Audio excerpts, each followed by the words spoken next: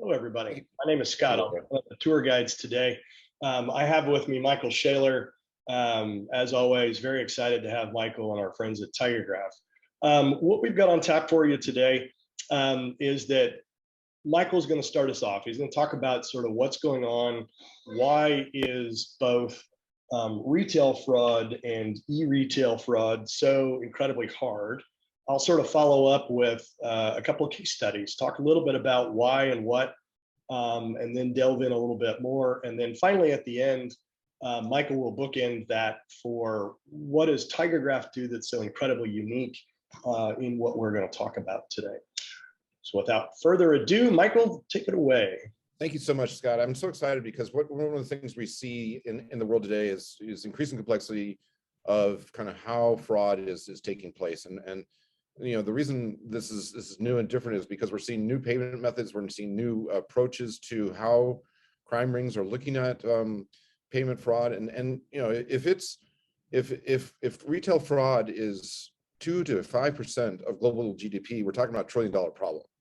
And what's interesting is that it's not just the scale of the problem. It's not just the acceleration of how things are changing, but it's also, you know, given the fact that we've been through 2 years of lockdown and have had different approaches to how e-commerce works. What we're seeing is lots more omni and cross-channel fraud. You know, the world is filled with that advanced persistent threats in entirely new ways. But what's different this time is, or what's different now is, it's coordinated, it's organized, and it's adaptive. It's changing very quickly, and that changes how we approach it. So what we're seeing then also is, as we see more better, more brute force approaches to fraud detection, we also see that there's more false positives. Net promoter scores plummet when a customer of a bank sees a false positive. They have a 30% chance of leaving the bank even after years of being a customer there. And so what we see then is that not only are we seeing more false positives, more coordinated, organized, and adaptive crime rings, but we're also seeing a changing legislative landscape. Regulatory compliance in this space is very challenging, especially as we see new methods of kind of payment approaches and then offerings and products. The summary is that we're seeing an acceleration of new kinds of fraud types. We used to see lots of point of sale fraud, but now we're seeing more card not present fraud, and now we're also seeing more account takeover and new account fraud. Summary is, this is an enormous problem, and it's very, very expensive, and it hits here at home most of all. The United States has the highest country cost. We have an $8 billion breach cost, and that's more than 25% larger than the next closest competitor. It takes 280 days to detect and contain a data breach, and it takes 315 times to detect and contain a malicious breach. And so we're talking about the combination of account takeovers, ransomware, and more subtle forms of fraud. So the summary here is that we're seeing it's harder to get work done in this space. These account takeovers take place in retail, healthcare, energy, financial, and tech, and we see that and yet we see the same behaviors from the past causing new and even more impactful outcomes. The business cost is enormous, and it affects all of us. Next slide, please. I think if you kind of double down on where Gartner sees us going as an industry, one of the things that they really are focusing on is kind of how Graph can, with our ability to do analytics on connected data, and be able to take in transactions, add visualization, excuse me. And we have AI and ML at scale. And we're talking about terabytes of data that have to be understood, correlated, and then we have to get to root cause. So it's a very, very compelling story. But Gartner is really hammering this drum to say that Graph is an important part of an organization's ability to intercept fraud especially in the e-retail. Next slide, please.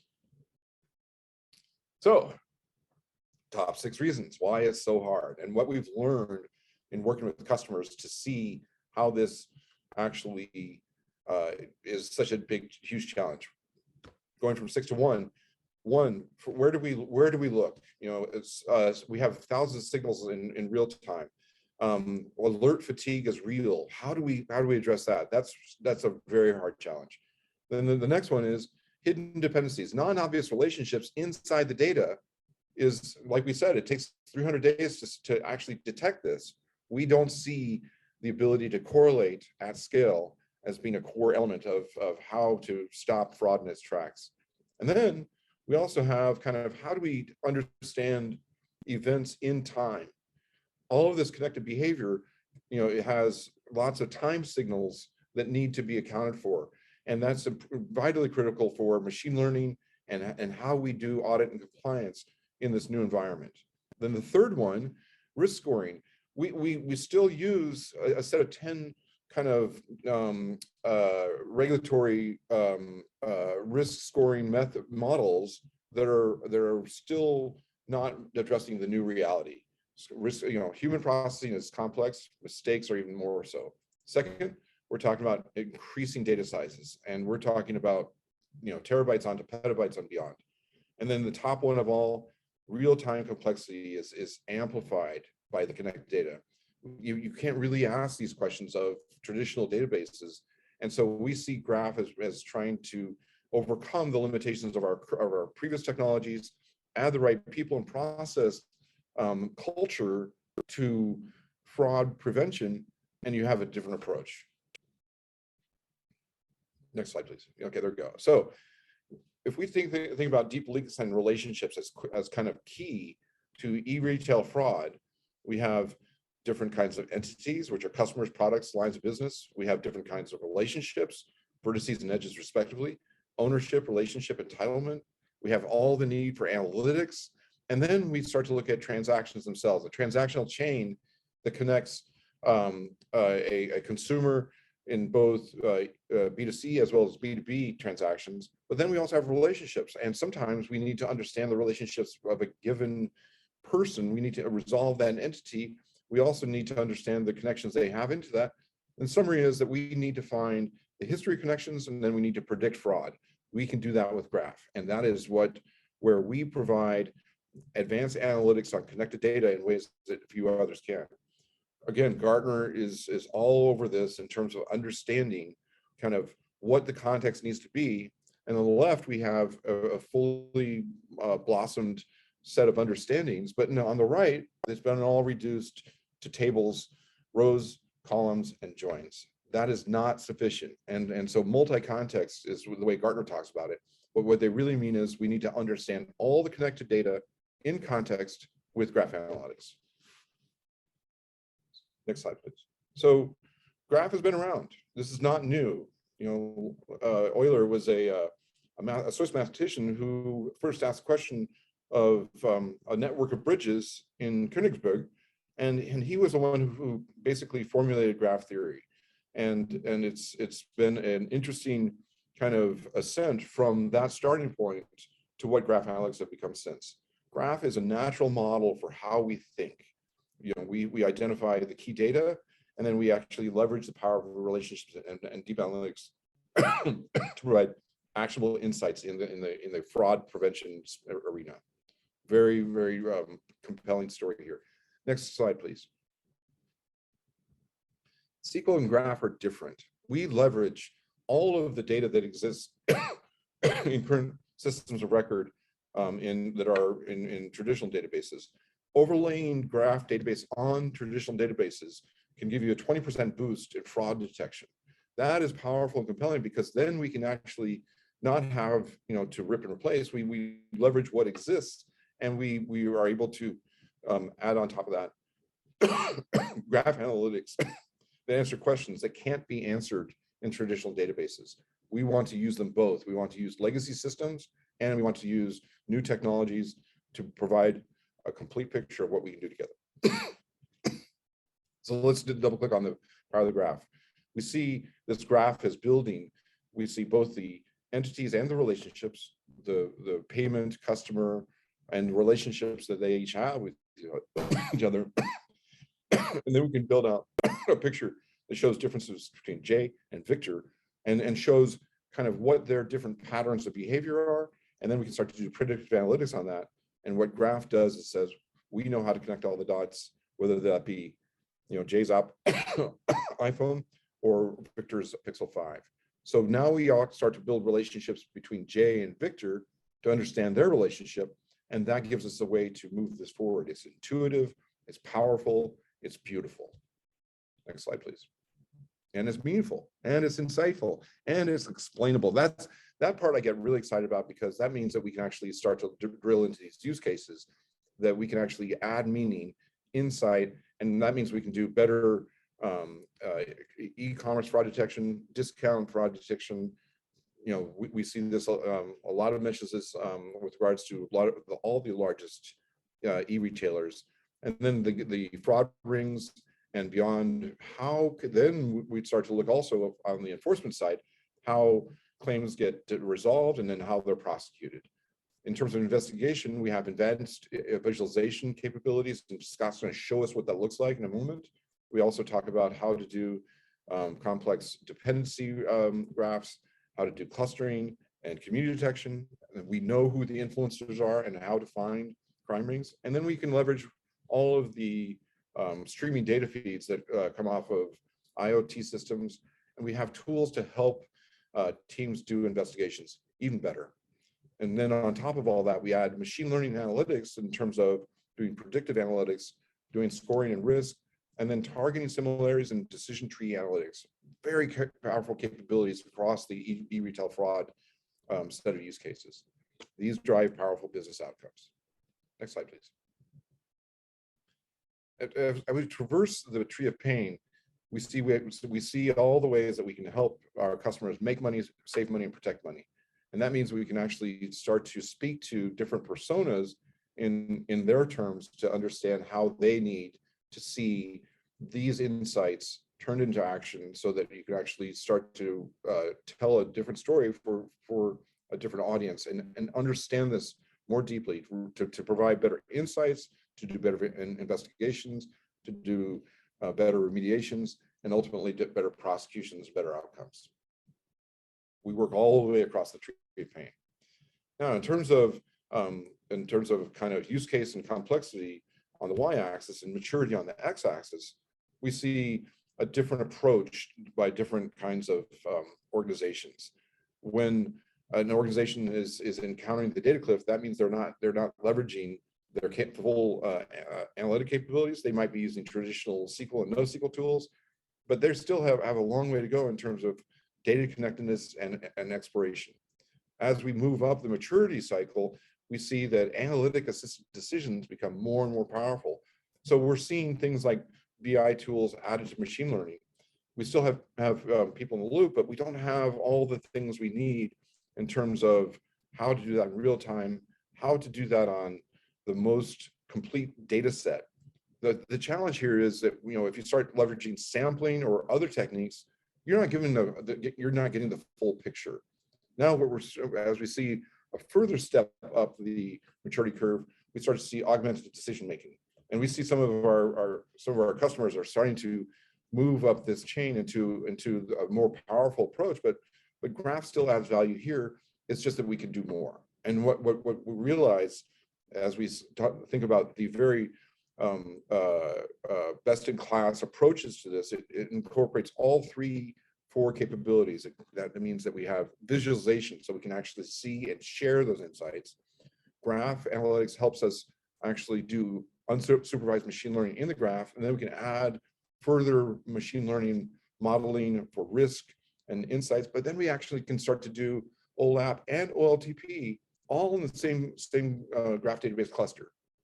The net is we see up to 20, we were starting to see, customers get from 20 to 25% an increase in anomaly and accuracy detection. So all of a sudden we're starting to see a journey to use cases that is powerful. Here's the summary. We can get 5% increase in baseline just through machine learning. We get another 10% by adding graph and machine learning insights and algorithms to that. So we're up to 15. Now we had 10% more by adding visualization and humans in the loop. Summary is adding each piece of this progresses the state of the art, and it helps us do a much better job of achieving a boost of 25% for detection of fraud. Next slide.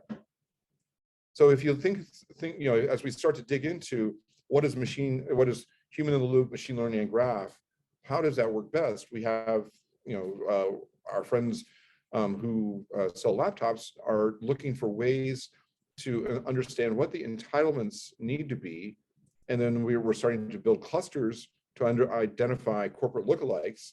And then what that means is we're able to actually increase accuracy by almost 23% and really change how these international companies are looking for ways to reduce fraud in all the countries in which they are in market.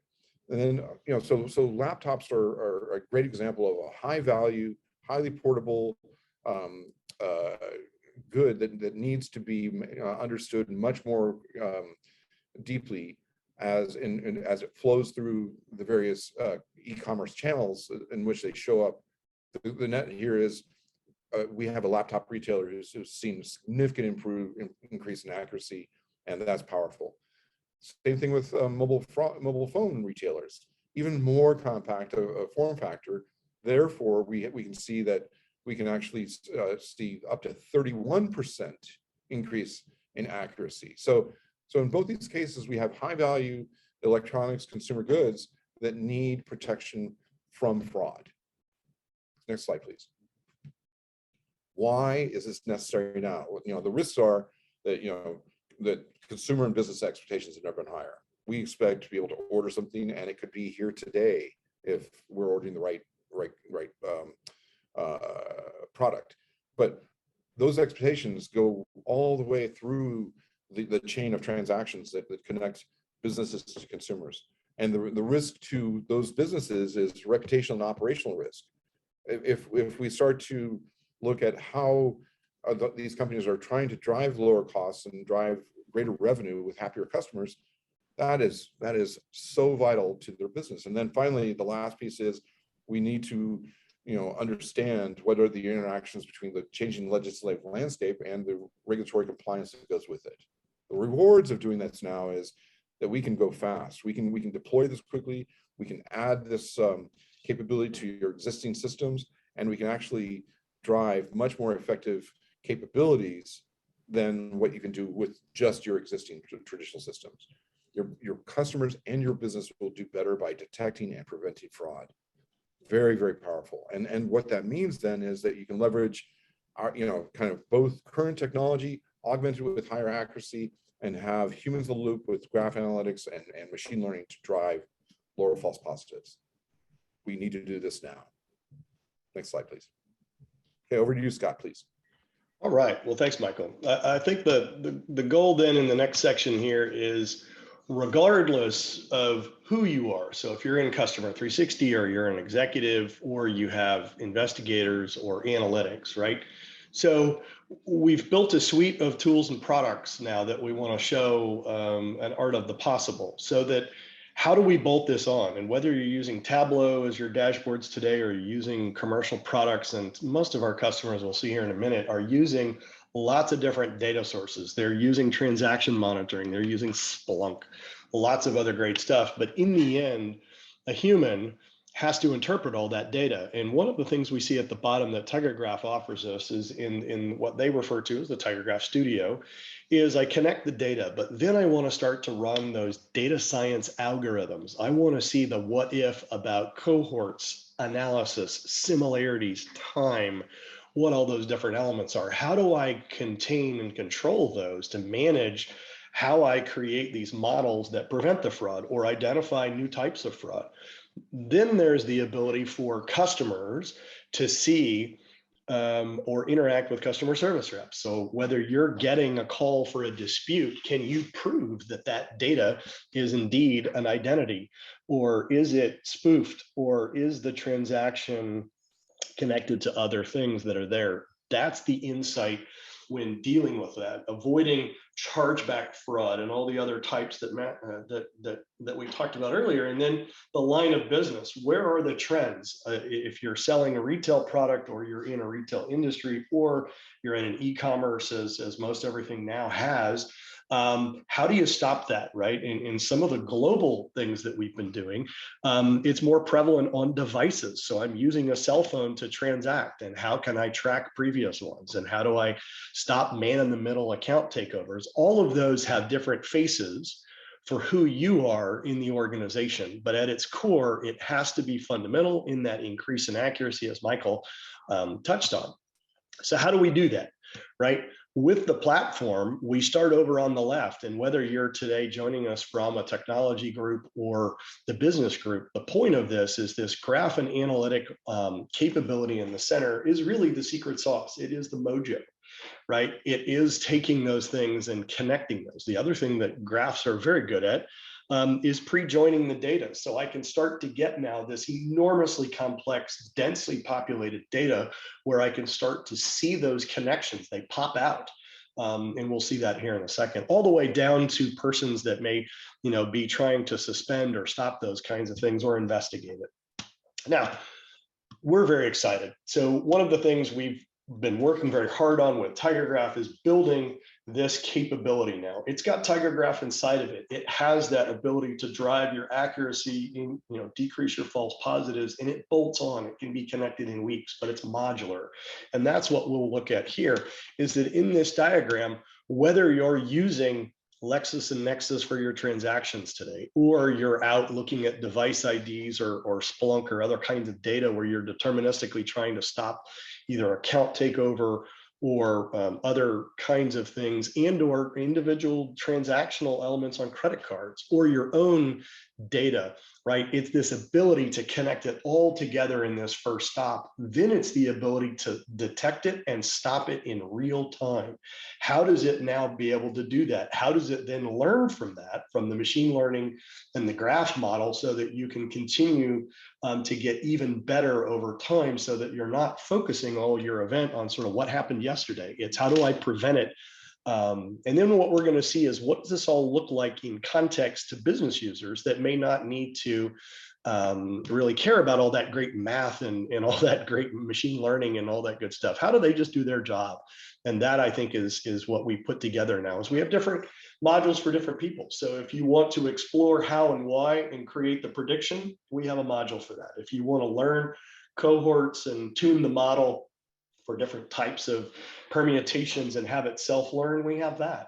If you want to create these alerts that may use your current Boolean or even your existing machine learning and now augment that with this graph analytic capability, we allow that as well. And ultimately, case tracking and dashboard elements and these investigations and workflow, et cetera, these are all designed to enhance and modify how your business goes to market. Now, you don't need all of these.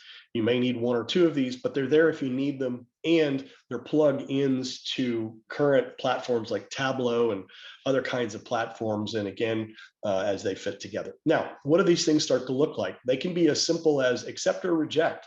There is the math behind the scenes that says that this transaction or this activity or what those things are, bring it to my attention. And maybe I just need a little more information down below where I can say, what is it that TigerGraph found for me? Well, that device ID or community, there are locations, there's time.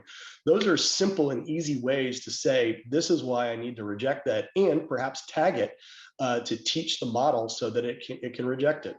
Now we start to see an even deeper link. So maybe there were multiple occasions of time, there are multiple complexities and what these things are that I can start to get in. And again, I can get as deep as I want. And that's something that's very different. A lot of the things today are black boxes. Black boxes are good, but they're not great. And that's the other thing that we offer, is that transparency to prevent it, to see it, to identify it, and then ultimately, what can we do with it? These are typically in multiple vectors. So they may come in an account takeover through what looks like cyber. And now that they've got an account, they're doing those kinds of things. And maybe they're depositing things, or they're round tripping, and when they do a return, they're really not returning, they're actually laundering the money. This is why this kind of connected data now can really get you that next capability. One of the other things that we can do then is temporal or time. So how and why does the time matter? When did things happen in correlation to go do that? And then ultimately now we can tune those models. We can go in and say, maybe things are changing. Maybe these community types are different. Maybe the risk scores are there. These are now how we can go in and create these new patterns or capabilities to go do that. And then ultimately what we want to do now is, let's see a quick demo of what this looks like. And so when we see these things, we can basically say, well, I see alerts and I see what these connections are, but what am I doing? I'm using the power now of what those are. I can find scam patterns. I can find anomalies. I found people that are on blacklists, right? And I can start to accelerate these. If there's a scam pattern that I'm finding repetitively, I actually want to teach the system how to do that. I can actually come down here and say, well, maybe these are things there, but it allows me now to start to do this mass capability for what it is that I want to do. And I can attach these to cases. And if you have existing systems or you want to escalate those different kinds of things, et cetera, I have the ability to go do that. And I think what we want to do now is bring this to the first level user. There's a lot of complexity behind what I just did to be able to say this credit card was being used in multiple locations, right? Where was this? Why was this? There's time at the bottom. All of those correlations are being handled behind the scenes inside of our graph database. And what I can do now is as I drill in, I can see there are multiple payments from a same credit card. I wonder if this is an identity theft. Well, I can see that there's a high risk up here by my color treatment. I can see that there are things that are incongruent based on those rules, those risks. Those are all being calculated inside of TigerGraph. And as I lean in, now what I can do is I can close these. I can teach now TigerGraph behind the scenes what those things are. And then I can actually walk all the way through these different elements for workflow or different checklists, et cetera. So we can do those sort of common elements. Now I can actually go in and say, well, if this person is disputing this transaction, have they done that before? Well, I can now connect to this and say that, well, there is a 10 out of 10 that this has been disputed before, and this person is trying to scam us because this is something that they have done before. There are connections to the IP address for the phone number and so on, those kinds of things there. And we can see that we're bringing this in a very simplistic way for a scam check to the surface. So what I've done now is I have that ability over here again to sort of add that to a case. Or I can see another one where I can automatically decline and basically turn off the credit card by looking at transactional data for what those things are doing. And I can see now that this party is connected to other people in the graph database where there has been known to be fraud connected by their computer or IP address. And I can see those in red as well. So that is why I have declined this and actually automatically suspended what it is that I'm doing. And that is really what's going on in real time. Now, this accuracy increase because of this connected data for the graph behind the scenes is extremely powerful. And again, whether you're a brick and mortar retailer or you're doing different types of credit card transaction processing or goods and services on the web or through Amazon, et cetera, this is why the power of the graph can be so incredibly important and again, more accurate. So with that, we'll sort of switch back over here. Now what I'd like to do is step behind the scenes. So one of the things that we've heard then is, okay, great, I get it. It's easy to set that up and graph is very important. Well, we continue to harp on what these are, which is this accuracy. Use what I already have. If you're already using systems, we bolt on today in weeks for what that is. And we're trying to make this easy and again, modular. But how did we do that? There are 70 plus algorithms that TigerGraph has out of the box. These now are considered recipes. I can use a historical clustering or the betweenness between people that are fraudulent. I can run the strength of condition and connection through a graph algorithm. I can find shortest paths. These are those hidden or non-obvious relationships that allow us to increase that accuracy, which is something that we typically do. And that is, again, why this graph database is so incredibly powerful. Now, behind the scenes, we connect to most data sources. We use those other systems as we saw previously. And what we've done now is this connected solution allows us to perhaps even create an entity match on enriched data and other kinds of data. And then we can create that graph algorithmic insights that we saw over there. They get handed to our different types of users. And now what we do is we can see the way these things fit together inside of the graph. And it's these hops. It's this connected to an account. There was a phone number to buy the good or service. There was a payment. Maybe there was a credit card. But it's not until we get into this deep link over here that it was in fact stolen. And that credit card has been associated in what I showed you in that very simple diagram where it was used in 5 or 6 different places. But it wasn't until we were deeply linked that we realized that that MAC ID or stolen credit card, it could be any of these data attributes, where those were connected. They could have been connected to blacklist persons, but all the rest of this over on the left, these are all very, very straightforward and simplistic kinds of things that would say that, let's let it go through. But that deep link is where the real fraud occurred and why this is so hard to find and why the graph is so important. Now, let's put that in a more contextual way. If I run those graph algorithms, I can create blue is perhaps the best, green is fairly good, red is not great, and then purple is bad. It stands out to us if we were to look into the graph, but more importantly, I can teach it in step number 2. And what it does then is that subgraph, those features of connections, maybe it's a series of things that change. But when I teach the graph what those are, when I get new data in step 3 in real time, I can immediately recognize that pattern and shut it down. That's where I can start to do that. Now in step 4, I can train the model while that's happening. That's extremely powerful because now that's how we get to what you saw that looked like very simplistic screens, right? Just show that user what that is, but there's a lot going on under the scenes. And again, this is what that model looks like. We've worked with customers in retail before where they said, we looked at the data, there's no fraud there. Well, one of our customers, what they realized was there was an acceptable loss of fraud. Well, when they backed up and realized that they were actually combining that with other things like synthetic identification, account takeover, and then they were actually laundering money by buying things and returning them, they realized they lost $10 million, which was not acceptable. And it was very obvious when we ran those graph algorithms down here at the bottom. And that's the key, is that these features that you may be doing in machine learning today can be augmented and intersected with a graph database. And we can use all the hundreds or thousands of features and embeddings with a graph database to now level up, get that higher accuracy, be able to look at what those things are. And so whether it changes today for billing phone or number of phones, that's another indicator sometimes, is if you have more than 12 phones or 0 phones, those are all flags that are hidden in the data that can be basically magnified and increase that accuracy in a graph database. And that's very important. Now, this is a lot of technology down here, but it doesn't have to be that hard, right?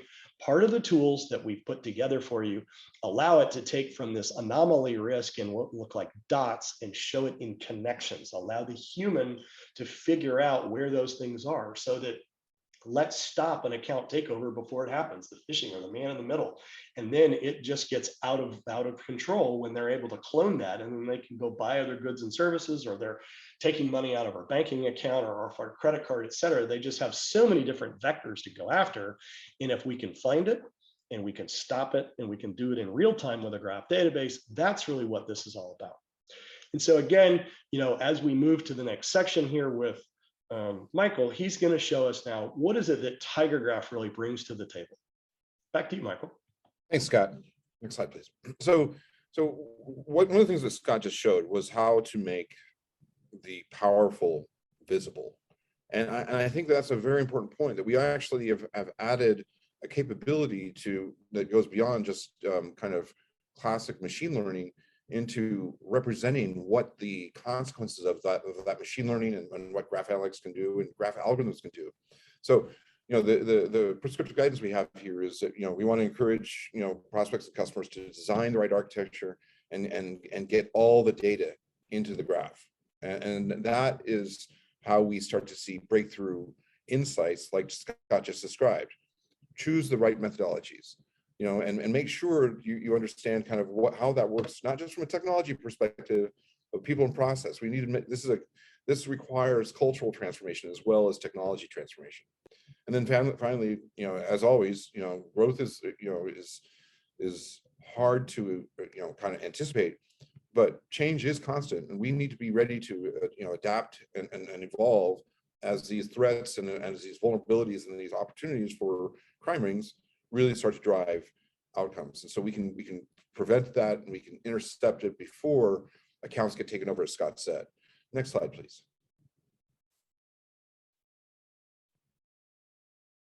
So let's talk about kind of what the path is. And so you have a long list of data sources on the left. You have product catalogs and transactions, operations, customers, social networks. These are all inputs to the graph. And so you can actually build a know your customer, I know your customer's customer for, excuse me, for e-retail graphs. And then from that, you can build the links, and you can merge the entities, and you can resolve entities. You can make sure that you have a golden record that represents your customer in a way that is extensible and irrefutable. And so then on phase 3 is you can build the initial visualization system. You can do exploratory learning. You can do unsupervised learning. Graph algorithms are an unsupervised machine learning algorithms. And so it's powerful to be able to characterize your data. Then you start to understand patterns. You start to understand non-obvious connections. And then finally, where things all come together is where you start to use graph and machine learning visualization to extract graph features, build your training data, and train your machine learning model with graph data. Graph databases are the best home for doing machine learning and adding this visualization layer to say, here's how we can intercept and prevent e-retail fraud. Next slide, please. All right, so Scott mentioned this before. We've got 70 graph algorithms that are available in our product, but also are visible on GitHub. We have a full repository of all these algorithms, and they're powerful because they actually can solve out-of-the-box problems that are very, very hard to solve. We have, on the lower left, we showed an example of PageRank implemented in graph structured query language. PageRank is very computationally intensive, but it helps you identify community. It helps say, here's a group that we need to keep an eye on. They're the primary influencers. And then we can also identify who inside the community is the central influencer. That gives us powerful insights. GSQL is graph structured query language, as I said. It is as the name suggests, it stands on the shoulders of SQL giants, and it takes all the things we know about SQL, and it gives us capabilities to actually add graph semantics, and that includes features like accumulators, where we can actually provide weighting. It is parallelizable, it's scalable. These algorithms are open source, user extensible, and it runs in database. You don't need to export to a black box and back. It is built in, and it's powerful because that means you can actually, as I said, you can do unsupervised machine learning algorithms with our graph algorithms. So, take a look at GitHub. The difference in our architecture translates into customer benefits.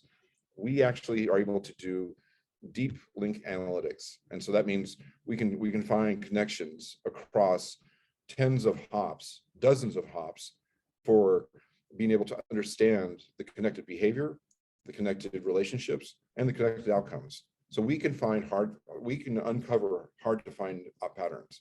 We can handle scale. We have customers who are heading towards petabyte scale deployments, and our scale architecture works great both on premises as well as in the cloud, and we can integrate all the data in there. The last one that's probably the most important in this context, in order to intercept fraud, we need to be able to do analytics in the database. Exporting it and bringing it back, that requires marshaling too many I/O requirements. We are able to be very efficient. We can do it all in memory, and we can run at scale.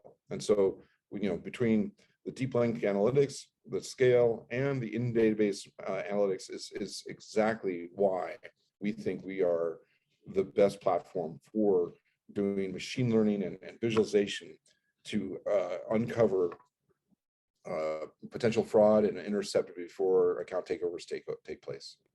Next slide, please. All right, and one of the things that we've actually announced is kind of how the third iteration of our product has really started to democratize graph analytics. Scott showed you kind of how powerful it is to have these visualizations. We do that both at the developer level as well as the business user. We have ease of use, scale and performance, and we work better together with everything. We're able to span all of your legacy systems and connect to emerging systems through things like PyTiger and our ecosystem. And we have the ability then to serve up graph analytics in a Python notebook or Colab, or fill in the blanks. We are able to work with all of the key consumption endpoints from a machine learning perspective, as well as visualize it for business users. So it's a very, very complete story from beginning to end. Next slide, please. So if you get a chance, visit our website, visit Expero's website. We can actually show you how to get started in very concrete terms that are very tangible for fast deployment. Next slide, please. We can also talk about kind of how, not just what we do from an ecosystem perspective, but also you're going to see us focus more and more on machine learning projects that are all about how we integrate with TensorFlow, how we integrate with SageMaker, how we integrate with other machine learning frameworks as well. And we work great with Databricks. We work great with others as well. Next slide, please. So let's connect all the dots here, because that's what Graph does. We can get more value from your data by making it, by finding insights with connected data. We have the ability to look into customer and transactional chains, make it visible, make it accessible, and make it extensible. We can map entities and we can resolve entities to understand who is who. This is a very powerful capability for retail, but it also not only gives us the golden customer record, but also helps us understand new connections around that customer record. Finally, in terms of the fraud and clustering, we can actually start to see kind of where patterns exist, non-obvious relationships, and we're able to feed that into machine learning and have the full closed loop analytics capabilities. Our scalable operational graph database is the natural platform for intercepting fraud. We can add machine learning and graph and visualization to answer questions that can't be answered by any other means. And finally, the right user interface makes everything beautiful, visible, explainable, and actionable. So it's a top to bottom, it's a very, very powerful story, and it helps solve large business problems. Next slide, please. All right, so here are the websites, both TigerGraph and Expero. We have starter kits, and we also have some great demos. I would strongly encourage everyone to take a look at the resources in Expero's gallery. It's beautiful, it's insightful, and it will really inspire you to do even more with what we do together with Expero. With that, I'm going to hand it back to our host, Laura, and see what questions and answers we may need to address here. Great. Thank you so much, Michael and Scott. Just as a reminder, you can ask questions in the Q&A box at the bottom of the screen, or feel free to send a message to the host, and we'll get you guys your questions answered. The couple that came through during the webinar, Michael, is this cloud or on-premise? Yes.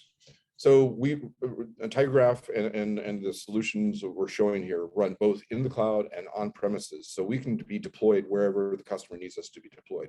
If your data is already in the cloud, we work great there for both AWS, Azure, and GCP, as well as others as needed. And then obviously on premises, we work great with Dell and HPE and other partners. Great, thank you. Scott, what do I need to get started?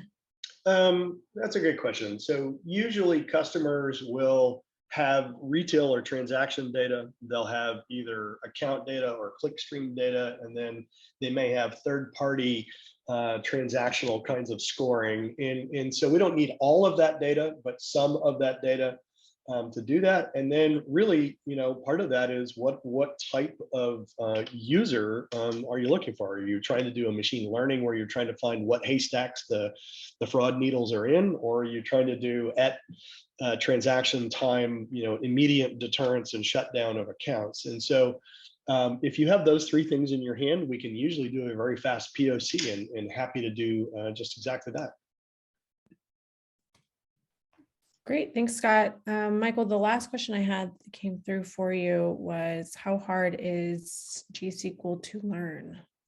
Well, so if you're going to engage your machine learning team in building out this graph analytics capability, they probably already know SQL, and probably already know how to leverage the capabilities of Python and other frameworks. And so going from SQL to G-SQL, it's not just adding just a letter, but it's also adding a capability. And so on the one hand, you already know that select star where works, but what you add to that is graph semantics, and that's where the power comes. The good news is that we can actually share with everyone the 70 graph algorithms that we've already published, and those are open source on GitHub, and they're user extensible and user customizable. And that's what's the power of G-SQL, that we can actually show you how to write PageRank in a very efficient manner, and then you can customize it for your particular approach, your particular use case, or how your data scientists are looking at how to leverage community and centrality detection. Summary is, G-SQL is a matter of days of learning for a SQL expert, weeks for someone who's still junior, but it fits in perfectly with the set of inquiries we're talking about, but also the set of investigations and outcomes. So G-SQL is a modest lift from SQL, is the summary.